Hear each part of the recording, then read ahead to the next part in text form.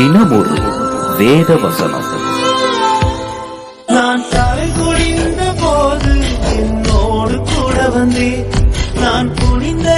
கர்த்தர் சொல்லுகிறது என்னவென்றால், உன் விண்ணப்பத்தை கேட்டேன், உன் கண்ணீரை கண்டேன், இதோ நான் உன்னை குணமாக்குவேன். 2 ராஜாக்கள் 20ஆம் அதிகாரம் 5வது வசனம்.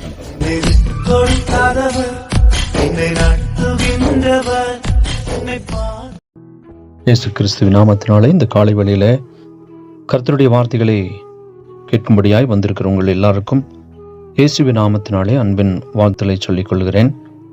2 ராஜாக்கள் 20ஆம் அதிகாரம் 5வது வசனம். கர்த்தர் சொல்லுகிறது என்னவென்றால், உன் விண்ணப்பத்தை கேட்டேன், உன் கண்ணீரை கண்டேன், இதோ நான் உன்னை குணமாக்குவேன், 3ஆம் நாளிலே நீ கர்த்தருடைய ஆலயத்திற்கு போவாய் என்று கர்த்தருடைய வார்த்தை கடந்து வருகிறது. அன்பான தேவஜனமே, எசேக்கியேல் ராஜா வியாதிப்பட்டு மரண தருவாயில் இருக்கும்போது ஏசாயா தீர்க்கதரிசி எசேக்கியாவின் இடத்துல வந்து சொல்லுகிறார், உன் வீட்டு காரியத்தை ஒழுங்குபடுத்தும், நீர் பிழைக்க மாட்டீர், மரித்து போவீர் என்று கர்த்தர் சொல்லுகிறார் என்று வார்த்தைய எசேக்கியா ராஜாவுக்கு சொல்லப்படுகிறது. அந்த வார்த்தை கேட்ட மாத்திரத்திலே எசேக்கியா ராஜா மனம் கசந்து கர்த்தரை நோக்கி ஒரு விண்ணப்பம் பண்றார். என்ன விண்ணப்பம்னா, 3வது வசனம், நான் உமக்கு முன்பாக உண்மையும் மன உத்தவமாய் நடந்து முது பார்வைக்கு நலமானதை செய்தேன் என்பதை நினைத்தருளும் என்று விண்ணப்பம் பண்ணுகிறார்.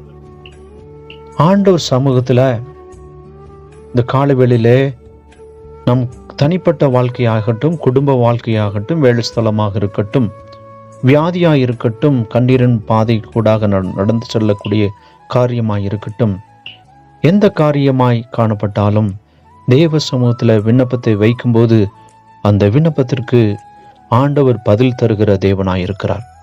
எசேக்கியா ராஜா விண்ணப்பம் பண்ணிட்டாரு. கர்த்தர் மீண்டுமாய் அந்த விண்ணப்பத்திற்கு எப்படி பதில் தருகிறார் என்று பார்க்கும்போது, உன் விண்ணப்பத்தை கண்டேன், விண்ணப்பத்தை கேட்டேன், கண்ணீரை கண்டேன் என்று சொல்லி எசேக்கியா ராஜாவுக்கு ஆண்டவர் 15 வருடத்தை கூட்டி கொடுக்கிறார்.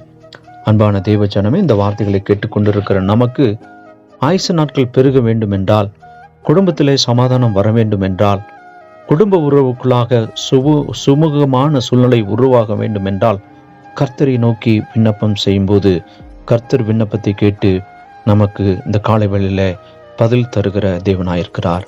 கர்த்ததாமே இந்த வார்த்தைகளை ஆசீர்வதிப்பாராக. ஆமென்.